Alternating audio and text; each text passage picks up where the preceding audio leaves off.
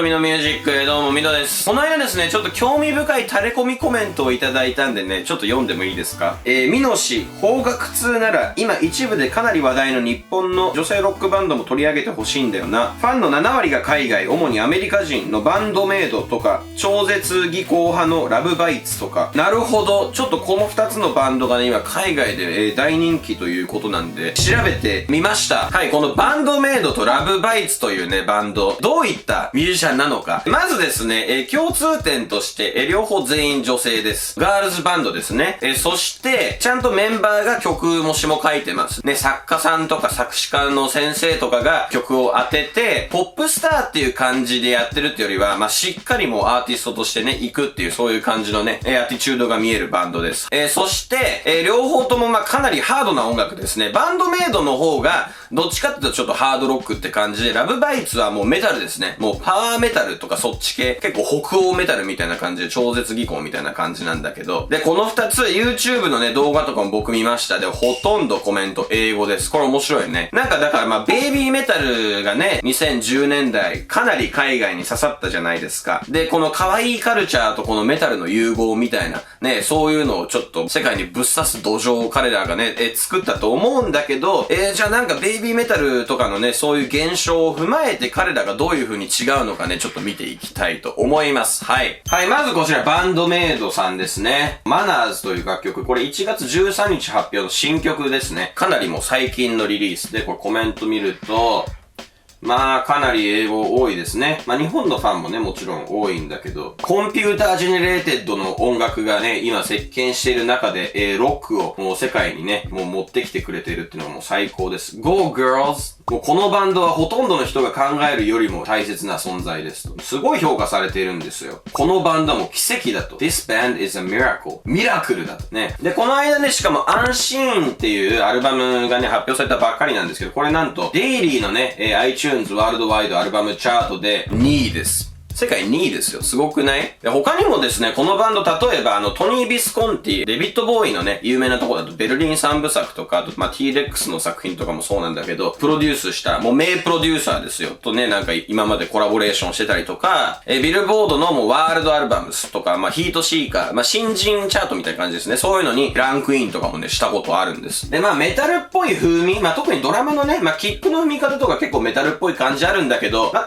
なりハードロック要素が強い気がしますね。で、ちょっとなんかオルタナティブハードロック、90年代の、それこそ、サウンドガーデンとか、なんかそういった感じの、なんかリフの動き方とかも影響を受けてるのかなって個人的には思ったりするんだけど、そういう中で、この、メイド服っていうね、やっぱりなんかアニメが、ここ10年、20年とかで海外に相当浸透してますから、メイドとちょっとこの日本のアニメとかの可愛いカルチャーのこの結びつきみたいなのをみんな、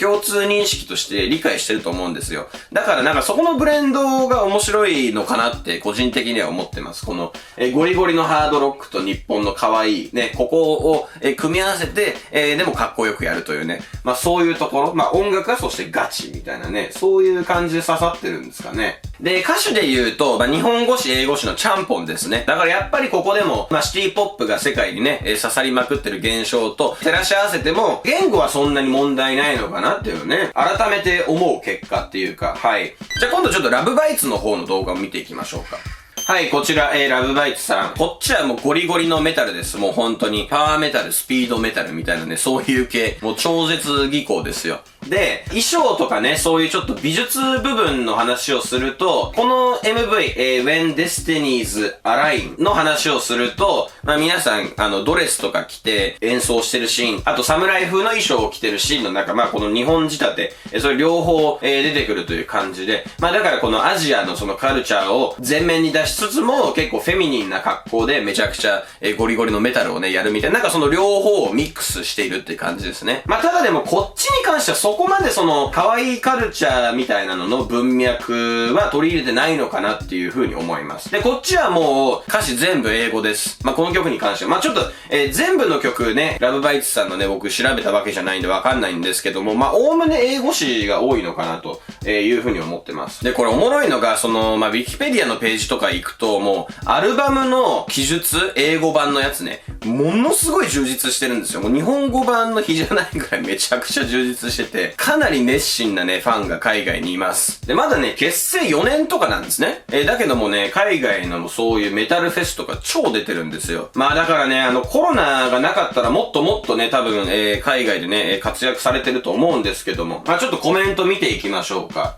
Holy shit, the drummer is machine gun. ドラマーマシンガンかよってね。ジャパニーズロック&メタルバンド。最近のもうね、日本の、ロックとかメタルのバンドのクオリティがまじ尋常じゃないとね。ベイビーメタルから、そして和楽器バンド、バンドメイドと来て私は今ここにいます。もうすべてこれらをね、見つけることができたのも私はもう幸運ですと。日本の、ガールズバンドがフィンランド風のメロディックメタルを弾いてるっていうね、そういうコメントがあったりとか。日本よ、ロックとメタルを助けてくれてありがとう。アメリカは最近軟弱になってしまいました、みたいな。まあちょっとね、そういう、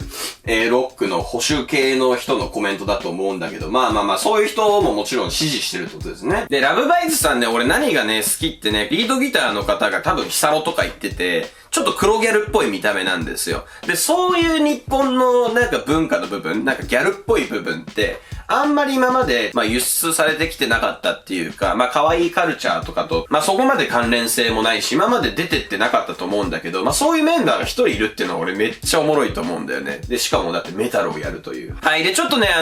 バンドメイドさんとラブバイツさん、これだけ海外で人気というところ、ワールドのね、チャートで2位とか取ってしまうみたいなね、そういう現象、個人的な見解ちょっと述べさせてもらいますと、まず1個はベイビーメタルの成功があったと思うんですよ。2010年代もベイビーメタルがもうかなり海外でもね、人気だったと思います。で、そういうちょっとこの日本のロックがまだまだ元気っていうのをその辺から海外はね、ちょっと発見しだしたというか、っていうのも、日本ってロックバンドまだまだめっちゃ人気じゃないですか。で、海外ってもうそんないないんですよ。